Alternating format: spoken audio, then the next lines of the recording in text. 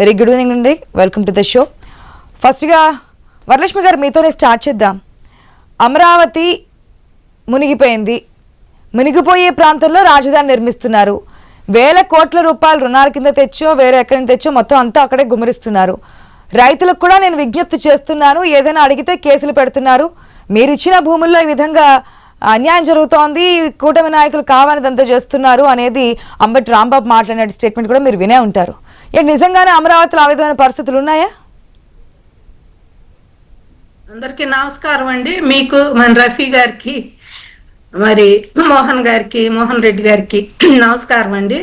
అమరావతిలో అమరావతి మునిగిపోతుంది లేసిన కాడి నుంచి వాళ్ళు ఓట్లేసి వాళ్ళ నియోజకవర్గంలో 11 మంది గెలిచారు కదండి.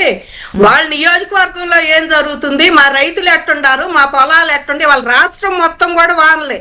2 తెలుగు రాష్ట్రాలు ముంచి తేలుతున్నాయి. వానలు పడినప్పుడు నీళ్లు రాకేమొస్తాయండి? ఇక చొక్క నీళ్లు కూడా వానలు ఎవరు ఆపుతారండి? వానలను ఎవరు ఆపాలి? ప్రకృతి వైపరీత్యాలు ఎవరు ఆపుతారు? చొక్క నీళ్లు కూడా ఉండవండి. వానలు అని ఇదే అమరావతి మీదే పట్టించారు పొద్దుగూకులు. అమరావతిలో వానలు లేవండి. వీళ్ళు అన్నారు కదా అమరావతిలో వర్షాలు పడతాయి మునిగిపోద్ది. నేను జ్యుడిషియల్ రాజధాని కర్నూలులోను, మరి సెక్రటేరియట్ రాజధాని, పరిపాలనా రాజధాని విశాఖపట్నంలో పెడతా అన్నారు జగన్మోహన్ రెడ్డి గారు. మరి ఆ 2 ఇవాళ సజావుగా చక్కగా సాగుతుంది. ఏమి ఇవాళ సెలవులేమి లేవు. ఇంత లోతు నీళ్ళల్లోంచి ఎవరు నడిచి వస్తున్నారో మరి తెలియట్లే. ఎంప్లాయీస్ కానీ, లాయర్లు కానీ, మరి జడ్జీలు కానీ ఎవరు వస్తున్నారు అంత లోతు నీళ్ళల్లో? ఇక్కడే పుట్టి ఇక్కడే పెరిగా నేనైతే. మాది ఇదే అసలు అత్తగారిల్లు, పుట్టిల్లు అంతా ఇక్కడే ఉండాను. నాకు ఆ నీళ్ళల్లో ఈదులు ఆడతాం, నీళ్ళల్లో పడవలు వేసుకొని పోవటం మేము ఎరగమండి. ఎప్పుడు నేను 50+ లోకి వచ్చాను, నాకు అసలు తెలియదు కూడా అది అంతా కూడా. మాకు అరకట్టబడింది మేము ఉండప్పుడే.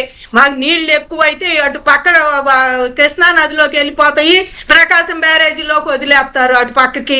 ఇంకెక్కడ నీళ్లు నిలిసేది? పొలాలు ఉన్నప్పుడు నీళ్ళు నిలవకి నెట్టుంటాయి.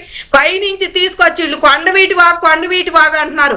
ఆ కొండవీటి వాకి ఎత్తిపోతలు పెట్టారు కృష్ణా నది పక్కన. మన విజయవాడ పక్కన చూస్తానే ఉన్నాం వాళ్ళందరూ. అక్కడి నుంచి ఆ నీళ్ళన్నీ మళ్ళీ ఎత్తిపోసి కృష్ణా నదిలో పోతారు. ఇటు నుంచి వస్తే పాలవాగు బాటానికి కూడా ఆయన పెడితే, మీరు ఆ పాలవాగు 3 TMC నీళ్లు పోవటానికి ఆయన 15-19లోనే చంద్రబాబు గారు పెడితే మీరు దాన్ని బ్లాక్ చేశారు. ఏమి దాన్ని అసలు కదిలీలో ఏమి కూడా ఒక్క చెంచా మట్టి పోయలేదండి. తట్ట కాదు, చెంచా మట్టి కూడా పోసారు ఎక్కడా కూడా. ఎంతసేపటికి మునిగిపోవాలని చెప్పి ఆ కొండవీటి వాగు కూడా పోయిన వరదలు వాళ్ళు ఉన్నప్పుడు గేట్లు అవన్నీ అసలు ఓపెన్ చెయ్యపోతే వదలకపోతే దేవినేని ఉమా గారు రైతులు గొడవాడి వదిలిచ్చారు దాన్ని. ఆ గేట్లు కూడా తీపిచ్చారు ఎత్తిపోతల దగ్గర. అలాంటి వైనం ఉంది. ఎంతసేపటికి అమరావతి మునిగిపోద్ది, మేం చేయకూడదు అమరావతి మునిపి. ఎక్కడ మునిగిపోయిందండి?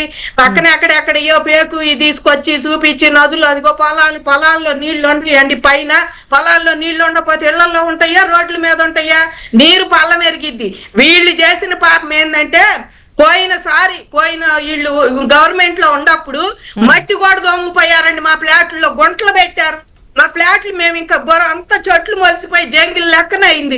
ఎవరు అందులో రేత్రి లారీలు తీసుకొచ్చి నీ ప్లాట్ లేదు, నా ప్లాట్ లేదు, ఇది ఆపరేషన్ ప్లాట్ లేదు, ఇంకొక ఎల్ఐ ప్లాట్ లేదు. ఆ ఎంపీని అడ్డం పెట్టుకొని నందిగోలు సురేష్ గారి సపోర్ట్ తో వీళ్ళు మట్టి మొత్తం దొంగపోయి గుంటలు పెట్టి వాళ్ళ గుంటల్లో నీళ్లు కాక ఏమొస్తాయండి?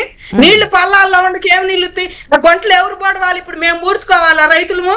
ఇప్పుడు గవర్నమెంట్ మారింది, రైతులు మేము పూడ్చుకోవాలి, సిఆర్డీఏ పడవాలి. ఆ గుంటలు ఎవరు పడవాలి? ఇటువంటివన్నీ రైతులకు అన్యాయం చేసి ఇంకా రైతులు ప్రశ్నలు అడిగితే కేసులు ఎవరు? మీ హయాంలో ఒక్కొక్కరి మీద 5 కేసులు పెట్టించుకున్నాం. పొలం ఇచ్చే నేరానికి మేము 5 కేసులు పెట్టించుకొని 20 కేసులు ఇంకా ప్రజెంట్ కోర్టు తిరుగుతానే ఉండవు రైతులు. భూములే అన్యాయం అయిపోతున్నాయి అంటున్నారు ఆయన. ఏంటండి? మీరిచ్చిన భూముల వల్లే అన్యాయం అయిపోతున్నారు, రైతులు గమనించండి, విజ్ఞప్తి చేస్తున్నాం అంటున్నారు అంబటి. మేము అన్యాయం మేము 19-24 కూడా అండి చంద్రబాబు గారు వస్తే ఒక రకంగా అమరావతికి ఒక రూపురేఖ వచ్చేది, ఖచ్చితంగా చెబుతున్నాం అది.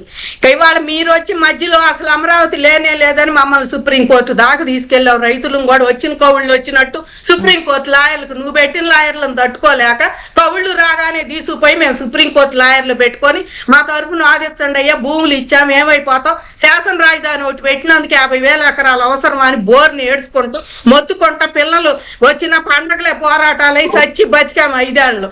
ఈ 5 ఏళ్ళు వాళ్ళు ఏమన్నా పనులు చేస్తున్నారులే అంటే మరి మీరు ప్రకృతి వచ్చే విపరీతాలకు ఎవరేం చేస్తారండి? వానలు పడితే ఎవరేం చేస్తారు?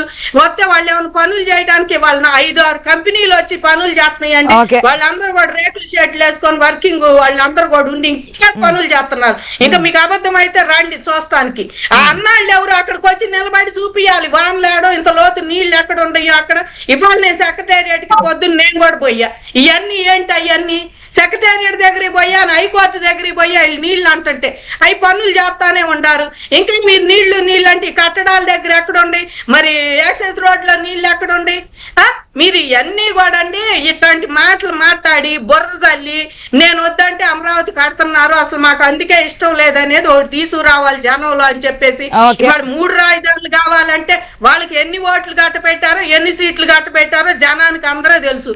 రాజధాని ఒకటే అంటే ఎన్ని ఓట్లు వచ్చినాయో ఎన్ని సీట్లు వచ్చినాయో వాళ్ళకి అందరికీ తెలుసు.